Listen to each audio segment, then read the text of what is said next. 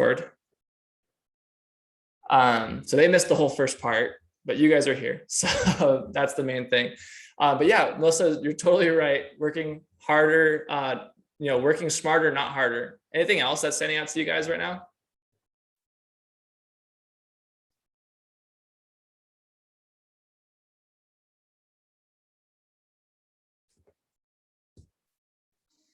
I think it's really interesting that they're eating more calories than they were prior. Yeah, right. That's something that's totally counterintuitive, and kind of because the diet industry sells us on the fact that like, oh, we just need to exercise more and eat less, right? And that's not always the answer for everyone. And I'm going to teach you guys why that is in a little bit. But there's a time to eat more and there's a time to eat less. And we need to know when, right? And so just dieting randomly and jumping into diets without clarity is not a successful strategy for a majority of people. And that's the reason why 95% of diets fail, or people who lose weight regain it, right? So I think it's a great thing that kind of stands out, Melissa. And Lorena said ditto, just smarter, not harder. Not having to spend their whole lunch hour in the gym sounds a lot more like freedom. And yeah, you're going to save time and money for sure. So going into point number 2 now, ditching the diet rules. These are probably things that you guys have definitely heard, right? And it is that like, oh, you need to find the right diet. There's going to be a magic diet out there that's just for you. That's going to work really, really well. You need to, maybe that's cutting out the carbs. Maybe that's, limiting how much fat you eat, because fat will make you fat. Or maybe you should try intermittent fasting, or maybe just eating only plants is somehow magical, even if you're eating the same amount of calories that you were eating before, right? And the truth is that you can do these things if you enjoy them. However, if you don't, you're not going to do them long term, and you don't need to do them to see success, right? As I mentioned with Kristen's transformation, she's drinking champagne and eating cupcakes. That's not in any diet that I've ever heard of before. So I'm going to share Mimi's story. Mimi lost 38 pounds in about 6 months. She worked with me for 3 months. We lost 20 pounds in the first 3 months. Before working with me in those first 3 months, she felt she was over restricting. She didn't know it, but she was in a cycle of eating way too little during the week. And on the weekends, everything would collapse. She would try to be disciplined on the weekends. She'd go out with friends though, and she would just have pizza and beer or margaritas, tacos, brunch the next day. And it was kind of just a free-for-all. And then she'd go back into the week and think, all right, I'm going to go to my group fitness classes Monday through Friday. I'm going to be good, pack my food, and do it the right way. But the food that she was eating was way too little, and she didn't know it. So she was just in this pattern of over-restricting, overindulging, doing intense workouts that she was not getting any results from. And she didn't know why, right? It was very confusing for her. She was trying really, really hard. So what we did is we worked on her relationship with food. We improved that. We helped her realize that she actually needed more food during the week, and that eating more calories is not bad for you, right?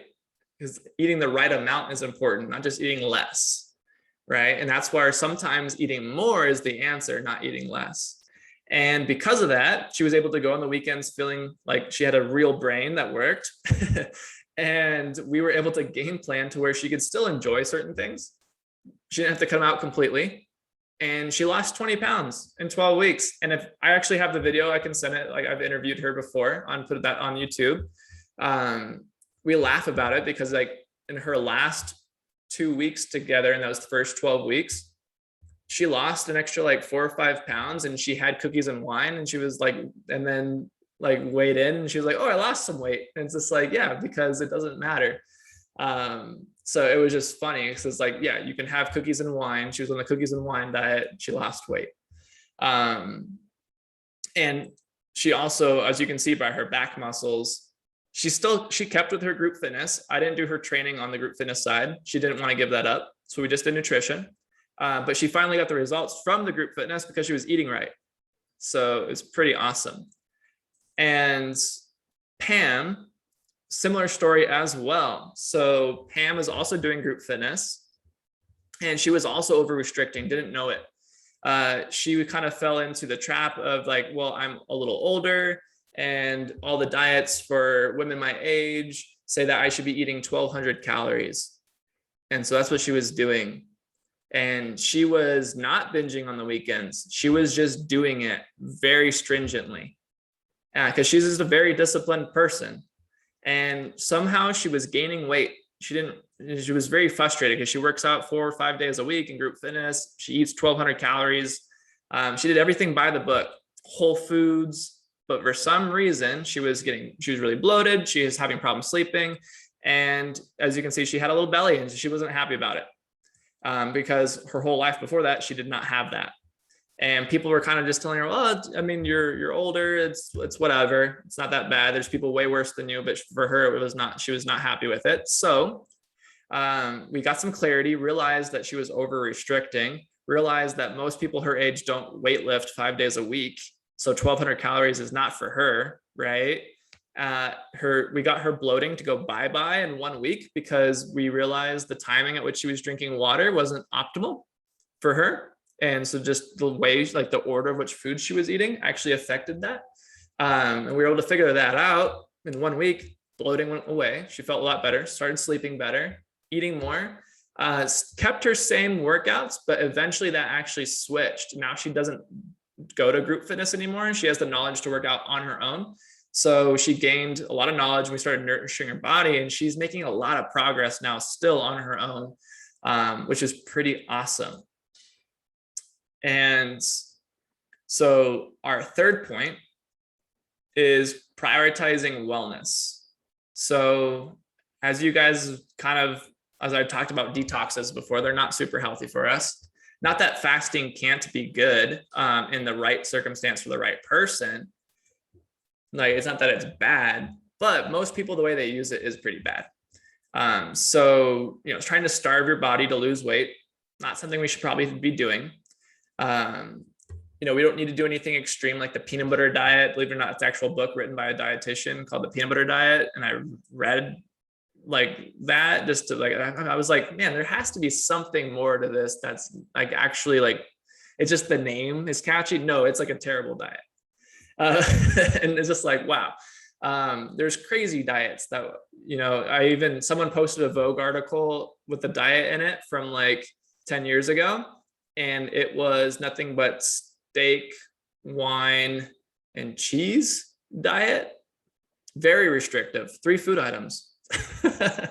And super low calorie, like not healthy at all. So we don't need to do these crazy restrictive diets to see results, right? We don't need to be falling into the gimmicks. There's no supplement out there that's going to magically help you build more muscle or gain more body fat if you're not doing the right stuff already.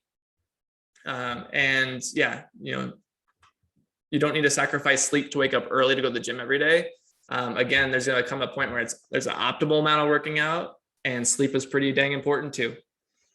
So we don't need to prioritize the wrong stuff, right? So my own story, I have many stories, but this is just going to be one. So this was post knee surgery. I'm better and healthy, but I was undersleeping a lot. My lifestyle was not healthy very much, right? I worked out, went to the gym, but I was a full-time student. I was still wrestling in college. I was in a fraternity. I worked at a restaurant as well as worked at the gym at school. I was doing a lot. I was extremely busy. Maybe not as productive as I could have been, because I didn't have a whole lot of sleep to work on.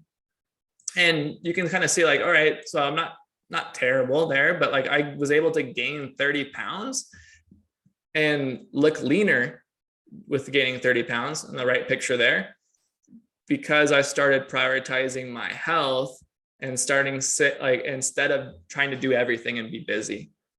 So I just kind of changed that mindset, and I prioritized recovery more than working out. So there was a learning curve for me, believe it or not. There was a certain point in my career where I was like, it clicked I was in college studying kinesiology, and it clicked that like, hey, going to the gym every day or multiple times a day, not always the best strategy. Right? I was working out a ton because I was an athlete. I was like, wait, maybe I shouldn't be doing that. I definitely overtrained. And so I became more productive. I learned ways to be more productive, and I got more done in less time and prioritized things like sleep, even though during this picture, when I was 30 pounds with abs, 30 pounds heavier with abs, I was waking up at 3:30 every morning for work, but I still prioritized getting 6, 7, 8 hours of sleep. And I worked until, Melissa knows the gym closed a little later in the night. So I worked a lot, but I was still able to, again, be productive rather than busy. Richard also had a similar story in the sense that he worked for Apple out of MIT, and he was super stoked to be working for Apple, moved from Boston to San Francisco, and he just worked a ton. And if you know anything about Apple, they are open 24 hours.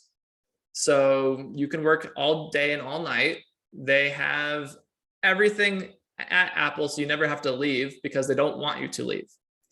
And he was new and he was trying to prove himself. So he kind of felt like he was worried about falling behind. They're giving him a lot of work. He was super fatigued. And yeah, he had some belly fat. He was gaining weight. He wasn't happy about it because he used to be a soccer athlete in high school before going to college. And then, college, drinking, partying, and tons of studying, and now working for Apple. He was like, he figured eventually when he graduated, his life would get in order, but it wasn't. It was getting worse. So we started focusing on building muscle and building endurance because he wanted to play soccer on the weekends and he couldn't. He just literally couldn't run. He hated that he wasn't enjoying his favorite sport. But through doing that, focusing on his health, getting him healthier, of course, he looked way more confident in this second picture, and more toned. But also he got promoted 2 times in like 10 weeks of us working together. Because he was doing actually better in his job than before because he just had more energy. So I know we fall into this trap of like, hey, we need to stay up all night, work hard, spend more time working to get ahead, when the actual reality is no, if you take care of yourself, you can actually get ahead faster, because you're just a better version of yourself, right? So very true for Richard. Vicente is another story like that. He kind of similar to Bubba in the sense, very skinny, had a belly, wanted to put on muscle and gain weight actually.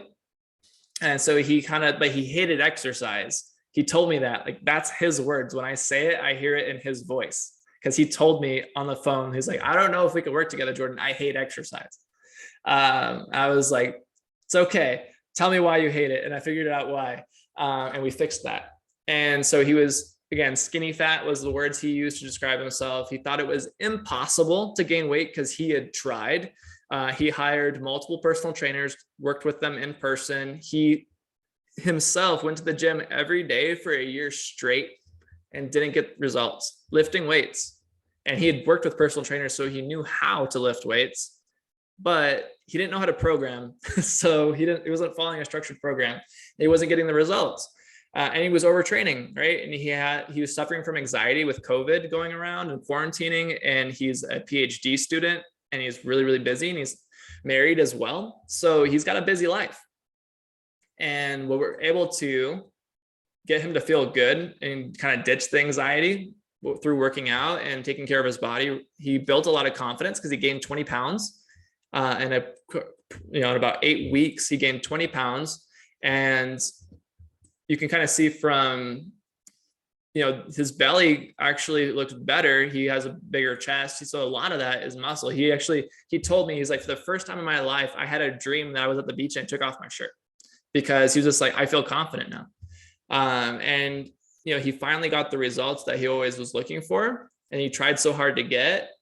And again, it was not working out every day. He was working out at home with bands for like 20 minutes. His workouts were very short, because I was worried about him hating exercise, right? So we made them very short, very effective. And then eventually he started playing volleyball and stuff like that for fun. And he's doing amazing. And he has this new love for exercise that he never knew before, because it's actually taking away his anxiety. That's the reason why he wanted to work with me in the first place, was that his counselor actually told him like, hey, you should probably exercise to help with anxiety, because unless you want to be on medicine forever. And he did not want it. He's no longer on taking any medication because of that, which is really awesome. So, and again, he went from nothing changed in his work life really, but actually changes the stuff that he did after work to take care of his body, that he just feels better. So, how did everyone that I've talked about, all these stories, right? No one worked out every day. Most people that I've talked about worked out 3 times a week. There was no crazy exclusion diet. Vicente, he drank soda still, actually. I'm not a huge fan of that, but he did, and still was able to get the results. I was like, all right, that's not something I wanted to pull away from him. We did eventually switch it to juice, and then we watered down that juice. We made like progressions, but we didn't exclude anything. He actually started to enjoy his diet, is what he was eating, a lot more working with me than when he was eating before, which is really cool. So there was no detoxing. Detoxing is not a step in any of my programs. No diet pills. Vicente, none of these clients were really on any. Linda, you're currently working with me. I have not subscribed to any supplements. No one takes supplements until way later on. We can talk about supplements, but they're not mandatory. There's no fasting, no restrictive diets, no cardio. Right? Not that none of my clients. Some of the clients like cardio, but you don't have to do it. I'm not going to force anyone to ever do cardio. All right, our 5-step system. So how are we able to get these results? And I don't know why clarity is there twice, but the first one is clarity. We don't detox for step 1, right? We get clarity for step 1. So if you don't know where you're currently at, and if you're really ready for a diet or not, jumping into a diet blind is the worst thing you could ever do, right? So clarity is step 1 with all my clients. And this is, if you're taking notes, write this down. We need to gain clarity and awareness of how much, like where you're at currently.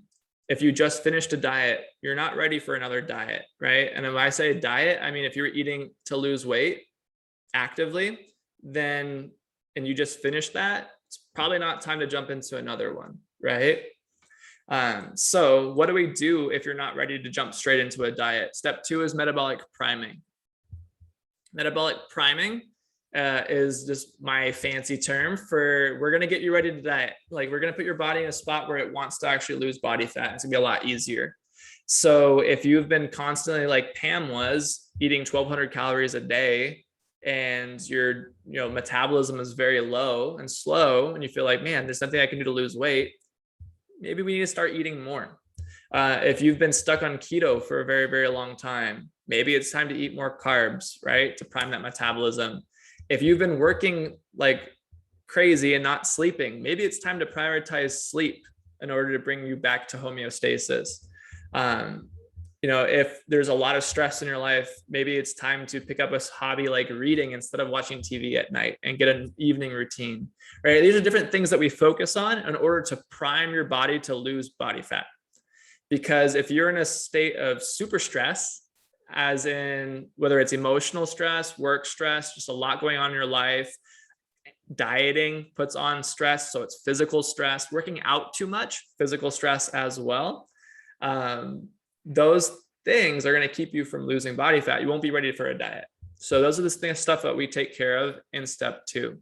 Step 3, we lose fat.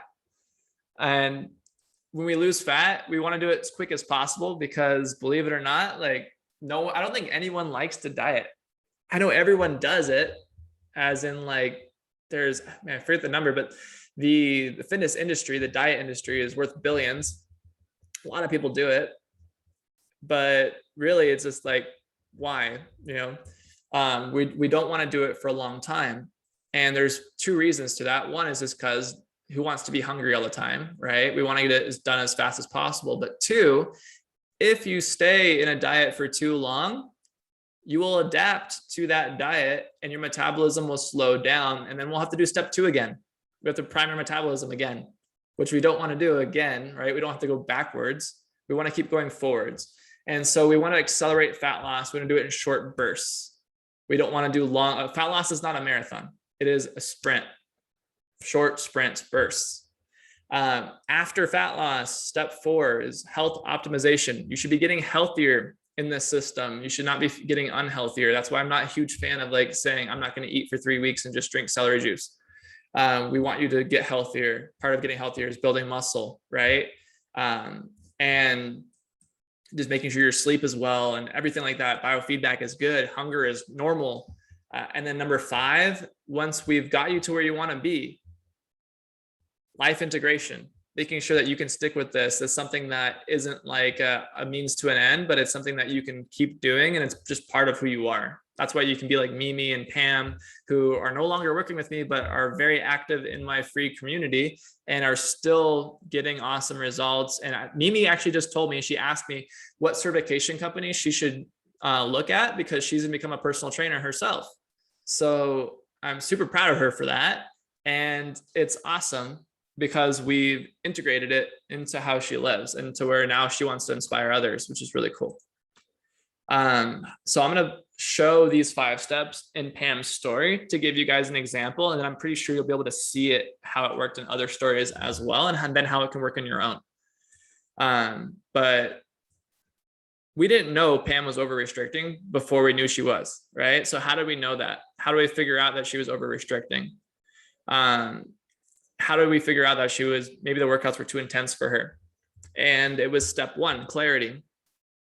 We figured out how much she was actually eating. She didn't know before that really. She was just kind of sticking to the whole, like, just eat lots of lean meats and lean fish and vegetables and stay away from carbs and limit fat and all that stuff. And turned out she was eating 1,200 calories a day. And so it was like, okay, it's not enough, right? So step 2, priming her metabolism was, hey, Pam, I want you to eat more. So add these foods in. And we want you to work out less because you're putting way too much stress on your body with all the working out and all the eating, all the not eating. And so that's how we did in order to prime her metabolism was work out less, eat more. That was her step 2. After step 2, we got her from 1,200 to 1,900 calories a day. She actually lost 5 pounds of fat, almost like in 1 week. It was like, cool. And her bloating was gone. And she was like pretty happy with that. And we immediately started optimizing. So it was just like, okay, how can we get sleep better? And getting her sleep as best as possible. Getting her, actually, she ended up leaving the gym that she was working out at and started to, because she ended up traveling a lot for work. It was not COVID time at that point. And I was like, okay, like we'll get you workouts on the road, hotel gym workouts, stuff like that. And she was able to do that and build up a little bit of how to train herself with body weight, how to train herself with gym equipment as well. And she ended up leaving her gym, her group fitness classes, and being able to train herself. And when we integrated that was part of the integration. And after we were done, I was like, all right, Pam, like we can continue working together if you really want to, but I feel like you can graduate now. Like you're good. And she agreed and she went on, and sure enough, over a year later, still getting great results, still doing everything the way she should, still really happy. And she's mentoring other people in my Facebook group. Every time someone asks questions, Pam is always one of the people who will give advice. She's awesome. And I bought her some ice cream today just because yesterday was National Treat Yourself Day. So I bought her ice cream, and she's putting that, I know she's going to work that into her diet, no problem. And same thing, like Pam did not sacrifice wine and things like that when working with me. And before, she was kind of, trying not to do that very much because she was, just trying to figure out where these 5 pounds had come from. So why do we do these 5 steps? I'm going to kind of come out of here real quick. And can anyone think why we do these 5 steps?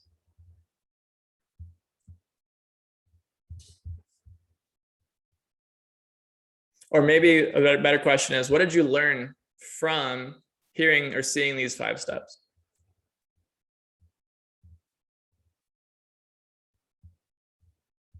And you can type in the chat or come off mute. I'll wait.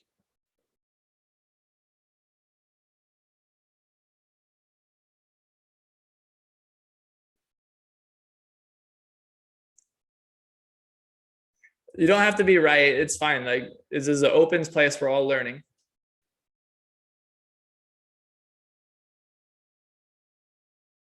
I just want to see what you guys took from those 5 steps.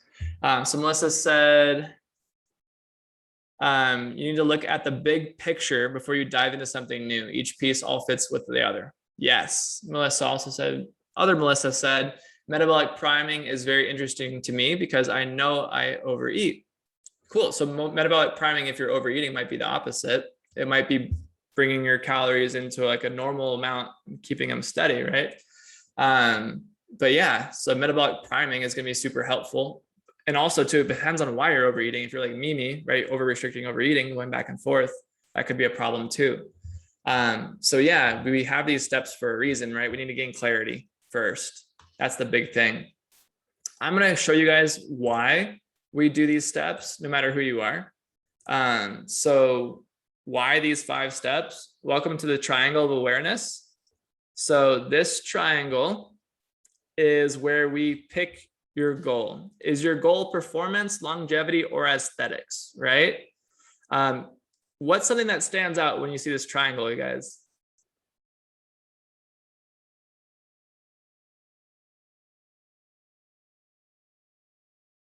It's not a trick question. This would be really obvious. Performance is equidistance from longevity and aesthetics, right? Like to get the furthest from aesthetics is performance. To get the furthest from aesthetics is longevity. This should be an equidistant triangle. And so realize we can't go after all of these goals at the same time. And I think a lot of people, when they start a fitness journey, they are super critical and beat themselves up and quit because maybe they got a lot stronger in the gym. Maybe everything was going really well, but then they stepped on the scale and the scale didn't move down after like 2 weeks or 4 weeks of doing what they thought was the right thing to do. And then so they're second guessing everything and then they quit because it's too hard, it's not working. When in actuality, they were making great progress. It's just that they were focused, what they were doing was performance-based, and all the progress they were making was performance-based, maybe even a little bit of longevity in there. But they were focused too much on the scale and aesthetics when that was probably not what they should be focusing on that time. Right. And so that's why we have steps. When you're focusing on clarity, we're not focusing on anything else but clarity and getting kind of just the awareness of where we need to go. Right. We're focusing on priming. That's longevity. Right. We're focusing on making sure you're healthy. Nothing else really matters. If you gain strength, if you look better, which most people do, end up losing body fat and gaining strength when they're priming, but the scale might not move, and that's totally cool. Or the scale might even move up.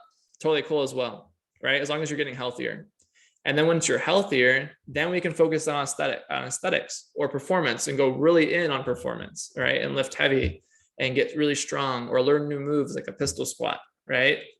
And so that's why we have the system of the 5 steps. And so that's something I want you guys to realize is that you need to focus on one thing at a time. Not that you can't have all 3 of these things, right? But you can't pursue them all at the same time. So if you're a professional athlete, I'm going to give an extreme example, football player, because it make it really clear. If you're an extreme athlete, they focus on what? Performance, right? So most professional football players actually have shorter lifespans than the average human, even though they're in great shape. Why is that? Because they sacrificed a little bit of longevity for their performance, right? And so same thing can kind of go with aesthetics, bodybuilders. Getting stage lean for a bodybuilding competition is not the healthiest thing in the world. You're going to sacrifice some longevity for that, right? So there will be times in your journey when you do have to make sacrifices and choose one goal over the other. to a degree. And the more intense you go in one direction, the further you will get from the other two. Right? So if you're going to run a marathon, that's performance. You're going to get further from longevity and aesthetics. You just will. Right? And that's one thing I see a lot of people doing is like, oh, I want to lose weight, so I'm going to run a marathon. That's probably not the best way to go about it. So our 3 secrets, once again, but worded differently. More time, right? You don't have to work out as much. You can have more free time. It does not take that much time to get the body that you want, to feel healthier, better, to get stronger, lose body fat, right? You can eat whatever you want, really. You can eat what you want, right? So magically, like cutting out all dairy or peanut butter and never touching it for 6 months is not going to get you closer to your goal than if you were to eat it in a moderate amount and fit it into, like, you actually know how much you should be eating and eating that amount, right? And making fitting stuff that you want into that strategy. That's how Kristen's able to have cupcakes and wine every once in a while and still look way leaner and stronger than she ever was before. And that third part is feel your best. And then not just physically feel like, oh yeah, I feel my best, but also mentally, like with Vicente, right? His anxiety went away. My chronic pain goes away when you treat your body well, right? So these are the 3 secrets. And these are the 3 benefits you get from the 3 secrets. More time, you get to eat what you want, you get to experience food freedom, you get to feel your best. And that's exactly what Kristen did and is doing, which allows her to lose body fat, build muscle without having to stick to a diet or go to the gym every single day of the week or live in the gym or even go to the gym at all. Not that the gym's bad. I love the gym. I go quite often, but you don't need to. So I want to open it up for questions for you guys and make sure that you can take away action steps from this, because I want you guys to learn and be able to get results. Sound good? Yeah? All right. So come off mute, ask me your questions, let me know your takeaways. Lena says, apologize, I'm going to need to turn my video off as I'm going to leave work. Okay. Awesome. Lorena, I will follow up with you. Everyone that filled out the scholarship, I'm going to follow up with you guys tomorrow. Let you guys know who won. And then I'm here to answer questions because I want to make sure you guys get everything out of this, right? That you should get out of it. So I know I gave you guys a lot of information. Extract more. There has to be some questions from this.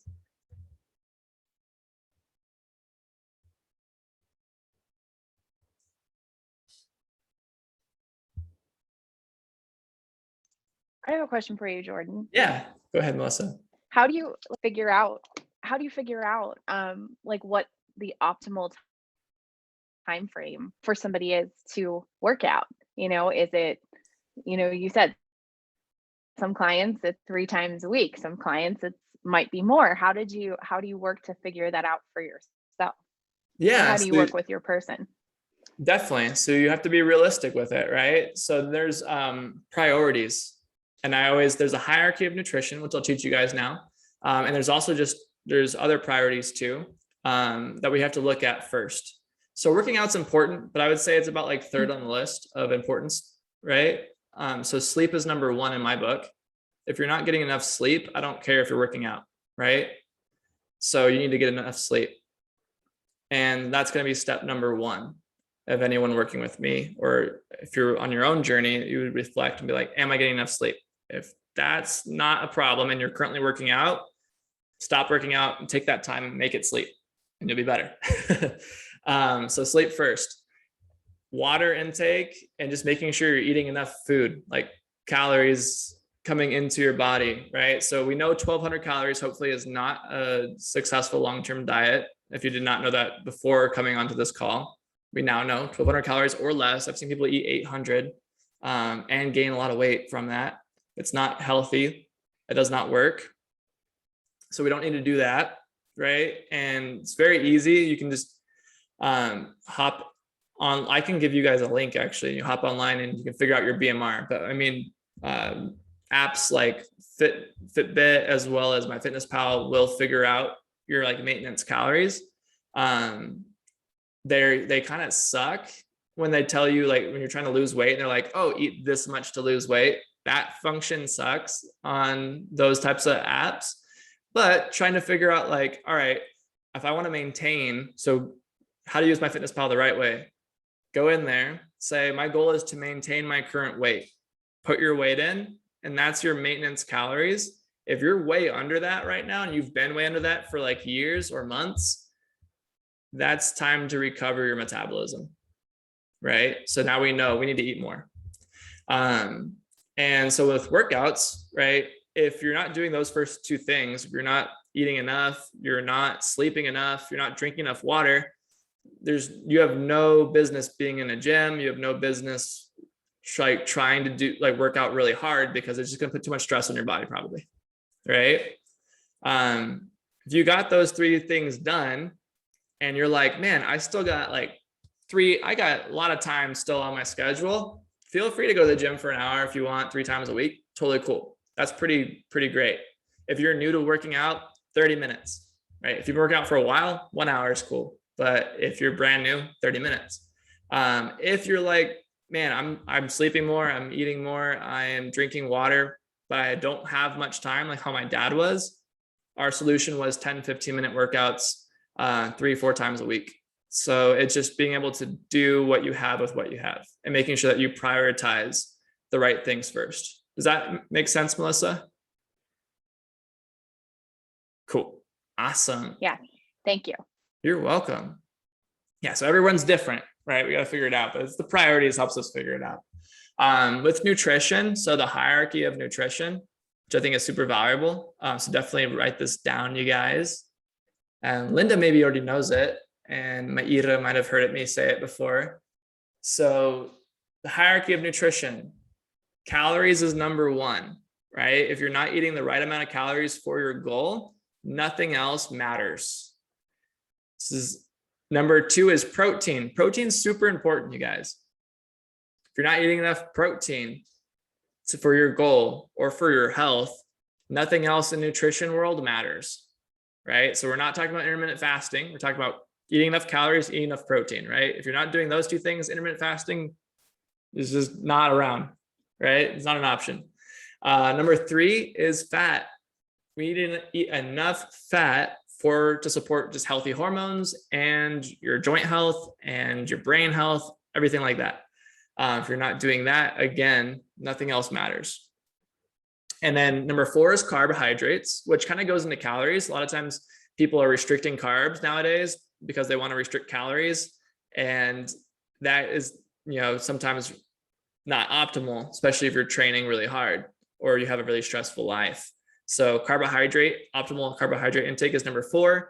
Number 5 is quality of everything that we've been talking about. So the calories, the protein, fat, the carbs. Number 5 is quality. Most of these restrictive diets like paleo, for example, they focus on number 5 as number 1. They like flip it. They don't even talk about calories, and they just say, eat high quality food. And it's like, that's great. But there's a lot of people that eat high quality food, like how Pam was doing, and don't get results and actually get worse. It's because the other 4 things, which are way more important, are being ignored.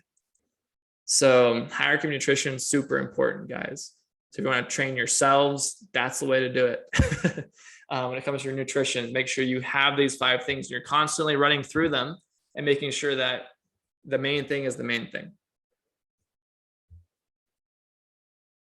Cool. Any other questions like this or questions on anything I just said?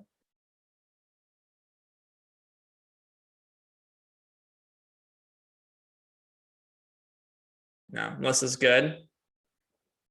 Cool. All right, if you guys are able to come off of mute or type in the chat, if this was super helpful for you guys, let me know. Yeah, it's Linda, been great. this has been amazing. Melissa, thank you. Cool. Yeah, Jordan, this was fabulous. Thank Oh, you're welcome, you. Melissa. I'm glad you could hop on.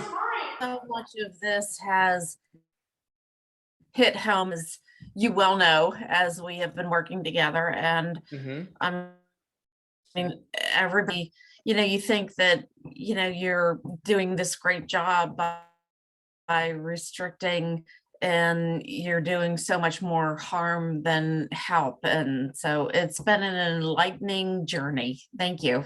You're welcome, Linda. Yeah, she's been doing a great job, and I know it's awesome to see you in the middle of all this. Like, we're currently on step 2 with you, but we've got ways to go, and it's gonna be awesome. Oh, Lorena sent a message to Linda. Lorena, what was your message? This is super helpful. Cool. Awesome. I'm glad. So thank you all for being here and, for asking questions, all of that. I'm super excited for you guys because this is the truth, right? Everything else that you see on Instagram and Facebook, that's all the marketing this and like, squats are good, squats are bad. Like it's all just a lot of like people focusing on the minor details that really don't matter if none of this stuff is being done right, right? So this stuff is the main stuff.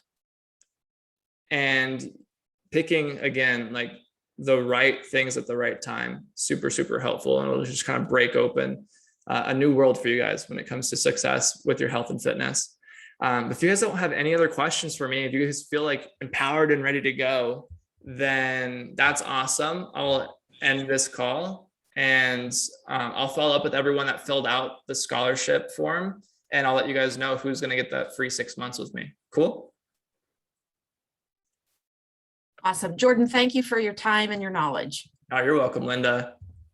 You're welcome, Melissa. Have a great night, you guys. Hey, Jordan. Yes, Maida. Yeah. Good night. Thank you. I was gonna say I didn't unmute myself. I wanted to know how much sleep is enough sleep. Great question. I struggle with the sleep part, you know that. Yeah. So is it different amount of sleep for different people, or do I have to stick with the 8 hours that we're told? 8 hours is I'm great. still struggling with that. And I Yeah. heard you say number one thing, sleep. Yeah. So sleep is definitely important, right? 6 hours is good. 6 hours is good. It's Okay. not great, but it's good. If you're getting 6 hours, cool. We can focus on other things. Okay. Right. We can still get better. And that's where like step 4 is optimization, right? So we can start optimizing that and get even better. But that would be like step 4. So if it's like clarity, priming, fat loss, optimization. So as long as we are primed enough, you got 6 hours of sleep or more, most nights, we're good. And then we can start working on optimization later. And that's like 7, 8, 9 hours of sleep, depending on who you are in your situation.